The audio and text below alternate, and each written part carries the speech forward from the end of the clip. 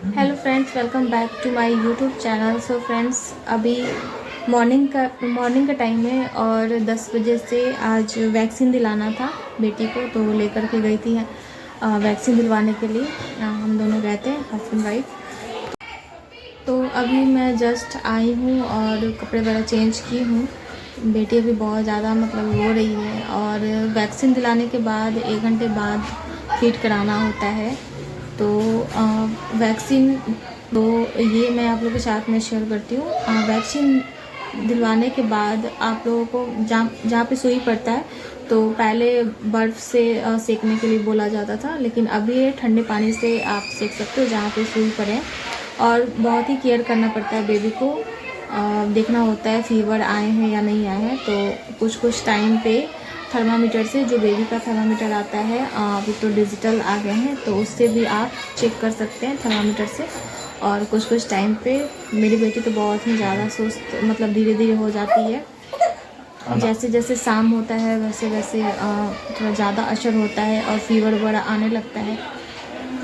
तो एक लिक्विड में आता है फीवर का दवा बेबी का, क्योंकि टैबलेट तो अभी दे नहीं सकता, तो वो देना होता है। तो बहुत ही केयर करना पड़ता है। जब वैक्सीन लगता है तो बहुत ही ज़्यादा केयर करना पड़ता है। बस शाम करके बोला जाता है। बच्चे को फीवर आने पे पैरासीटामोल ड्रॉप आता है, तो वो देना पड़ता है। लेकिन बच्चे का एज क्या हो रहा है, तो उसके अकॉर्डिंग डॉक्टर बताते हैं कैसे कैसे क्या देना है, तो दिया जाता है। और वैक्सीन लगने के बाद थोड़ा बच्चे का थोड़ा हालत मतलब ये हो जाता है, ख़राब हो जाता है। और 3 सुई लगता है, कभी 2 सुई लगता है, तो बहुत ही ज़्यादा, बड़े को सुई लगता है तो इतना पेन होता है, वो तो बच्चा है, और बहुत ही ज़्यादा पेन होता है जब सुई लगता है और रोती है तो बहुत ही ज़्यादा दर्द होता है। और यही सब है। तो आज तो बहुत ज़्यादा केयर करना होगा, क्योंकि उसको फ़ीवर मतलब बहुत बच्चे को आता भी है फ़ीवर, बहुत बच्चे को फ़ीवर नहीं भी आता है। तो इससे मेरी बेटी को फ़ीवर आ जाता है और शाम तक फ़ीवर आ जाता है। और ये 2 दिन तक, मतलब फर्स्ट डे तो बहुत ही ज़्यादा इफ़ेक्ट होता है सुई का। आजकल वो पेनलेस वाला वैसे ही चला। हाँ, वो बहुत तो लोग ये करवाते हैं पेनलेस। आजकल पेनलेस वाला भी चला हुआ है, बहुत लोग पेनलेस दिलवाते हैं, इंजेक्शन दिलवाते हैं। आजकल डॉक्टर ये सब प्रिस्क्राइब करने लगे हैं बच्चे के लिए, जिसमें है कि बच्चे को दर्द वगैरह महसूस नहीं होती है, लेकिन वही है इसकी। तो अभी बहुत सारे पेनलेस भी दिलवाते हैं बच्चे को पेन ना हो इसके वजह से। तो बच्चे को पेन ना हो सभी लोग चाहते हैं, लेकिन लोग पेनलेस दिलवा सकते हैं। लेकिन ये होता है ना, अगर आप शुरू से बच्चे को सहन शक्ति आप नहीं ये करते हो, तो वो बच्चा वैसा ही रह जाता है आगे चलकर। वो मतलब अभी से पहले क्या होता था, पहले कोई भी पेनलेस नहीं होता था, इंजेक्शन वगैरह नहीं मिलते थे, नेचुरल चीज़ें होती थी, तो बच्चे ज़्यादा स्ट्रांग होते थे, उनमें सहनशीलता, मतलब सहन शक्ति बोला जाता है ना, वो रहता था। और अभी के बच्चे में बहुत लोग जो मतलब बहुत पेरेंट्स ऐसे हैं जो क्या बोलते हैं उसे, पेनलेस इंजेक्शन दिलवाते हैं। तो बहुत सारे बच्चे को आप देखो, थोड़ा सा भी कुछ होता है ना तो वो बहुत रोने लगते हैं, सह नहीं पाते हैं, ये सब होता है। और मेरी बेटी बहुत रो रही है, फिर मैं बातें करती हूँ थोड़ी देर में। सो गाइस, मेरी बेटी सो गई है और बहुत ज़्यादा रो रही थी, बहुत ज़्यादा रो रही थी। तो मेरे हस्बैंड चुप करवा रहे थे, मतलब टहला रहे थे, घुमा कर उससे चुप करवाने की कोशिश कर रहे थे, फिर भी वो चुप नहीं हो रही थी। क्योंकि 3 सुई लगे हैं और छोटा बच्चा को 3 सुई लगना मामूली बात नहीं होता है। और जब भी वैक्सीन पड़ता है, ये तीसरा वैक्सीन था उसका, 3.5 महीने वाला, मतलब 3.5 महीना भी हुए नहीं, 2 दिन बचे हुए हैं, 3 महीना 13 दिन हो गए हैं। तो 3.5 महीने वाला उसे वैक्सीन लगा है। और वैक्सीन लगने के बाद उस बच्चे को बहुत अच्छे से केयर करना चाहिए और टाइम से दूध वगैरह पिलाते रहना चाहिए, क्योंकि रोती है, कोई भी बच्चा रोता है जिसे वैक्सीन लगता है, तो उसे टाइम से दूध पिलाने से ये होता है वो थोड़ा चुप रहता है और उसको थोड़ा रिलैक्स मतलब रिलैक्स लगता है और अच्छा महसूस होता है। इसलिए टाइम से फीड कराते रहिए बच्चे को। और ठंडे पानी से जहाँ पे सुई लगा है वहाँ पे आप सेकिए, तो उससे बच्चे को बहुत ही रिलीफ मिलता है। और पैरासीटामोल का लिक्विड आता है जो मैं आप लोग के साथ अभी शेयर की।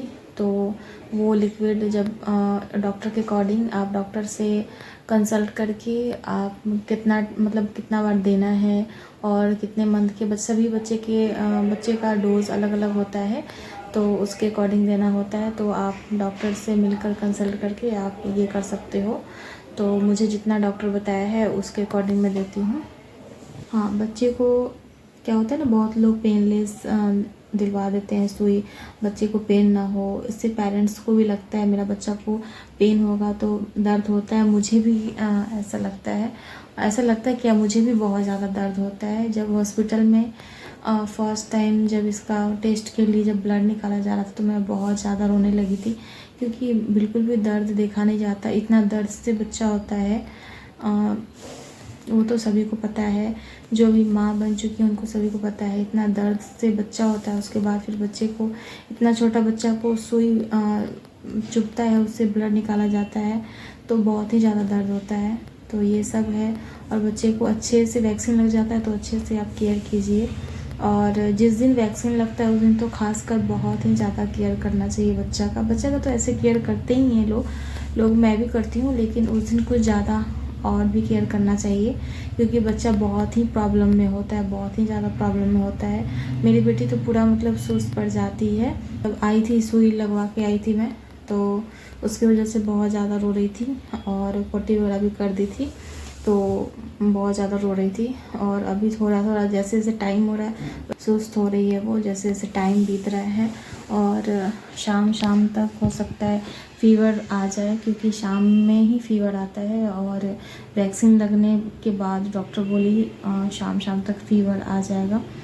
और मैं जैसे आप लोग के साथ में अभी शेयर की, बच्चा को स्ट्रॉन्ग बनाना चाहिए। तो हाँ, मेंटली और फिज़िकली दोनों बच्चा को स्ट्रॉन्ग बनाना चाहिए। हम होते हैं, ज़िंदगी जीना है किसी भी इंसान के लिए, तो अच्छे टाइम भी आते हैं, बुरे टाइम भी आते हैं, सब तरह का आता है। एक तरह का कभी नहीं चला कि एक समान लाइफ चलता है, वैसा कभी नहीं चलता है। तो इसीलिए बच्चे को स्ट्रॉन्ग बनाना चाहिए, मेंटली और फिज़िकली दोनों, तभी सही रहता है। जैसे पेरेंट्स तो चाहते हैं कि मैं अपने बच्चों को जितना प्यार दे सकूं, जितना फैसिलिटी दे सकूं, जितना अच्छे से रखूं, लेकिन होता है ना, लड़का हो या लड़की हो, दोनों को मेंटली और फिज़िकली दोनों स्ट्रॉन्ग बनाना चाहिए। बहुत तरह की बातें होती है जो आप लोग समझ सकते हो। पेनलेस दिलवाने से ये भी होता है, वो पेन को मार देता है। और वो आप कहीं भी गूगल वगैरह करो या कहीं भी, मैं बहुत जगह देखी हूँ, तो मैं बता रही हूँ, वो पेनलेस पेन को मार देता है, तो वो अच्छा चीज़ नहीं होता है, वो बहुत कि गलत ये जाता है। वो भी आप देखना, मैं देखी हूँ इसलिए मैं बता रही हूँ। और बहुत जगह मैं देखी हूँ, डॉक्टर से भी कंसल्ट की हूँ, जो पर्सनल डॉक्टर हैं, तो वो भी बताते पेनलेस अभी आ गया है, लेकिन पेनलेस दिलवाने से ठीक है, पेन नहीं होता है, वो अच्छी बात है, लेकिन ये है वो बॉडी के लिए अच्छा भी नहीं है। और क्योंकि वो पेन को पूरा मार देता है, और उससे लगता है, पेरेंट्स को भी लगता है मेरे बच्चे को पेन नहीं हुआ, या फिर बच्चे को भी हो जाता है पेन नहीं हुआ, लेकिन प्रॉब्लम तो होती है उसका, वो बहुत बड़ा प्रॉब्लम हो जाता है आगे चल कर के। तो बच्चे को शुरू से ही, स्टार्टिंग से जब बच्चा पैदा लेता है, ऐसे रखना है वैसे रखना है। तो सभी पेरेंट्स के लिए अपने बच्चे बहुत ही अनमोल होते हैं। किसी का भी बच्चा ऐसा नहीं होता है जो ये नहीं होता है, पेरेंट्स अपने बच्चे से प्यार नहीं करते, बिल्कुल नहीं होता है। या 2 बच्चा हो, या 3 बच्चा हो, या 1 बच्चा हो, सभी पेरेंट्स के लिए सभी बच्चे समान होते हैं, ऐसा नहीं होता है। तो और वो बोला जाता है मेरा एक ही बच्चा है, तो ऐसा कुछ नहीं। जिसके 2 बच्चे हैं उनको भी माँ बाप उतना ही प्यार करते हैं, और जिनको 1 बच्चा है उनको भी माँ बाप उतना ही प्यार करते हैं। तो इसी के साथ मैं इस ब्लॉग को करती हूँ मैं एंड, क्योंकि ब्लॉग बहुत लंबी हो गई हैं। तो ऐसा नहीं है, मुझे लगा कि इस टॉपिक पे आप लोगों से कुछ बातें शेयर करनी चाहिए, तो मैं शेयर की हूँ। और ये ब्लॉग हो सकती है तो कल जाएंगी, आज तो नहीं जाएंगी। आज है 22 तारीख है, 23 तारीख को जाएंगी ये ब्लॉग, क्योंकि आज सुबह मैं एक ब्लॉग डाल दी हूँ, तो ये 23 को ब्लॉग जाएंगी। अगर एडिटिंग वगैरह हो जाएगी तो आज मैं डालूँगी, नहीं तो फिर मैं ये ब्लॉग कल डालूँगी।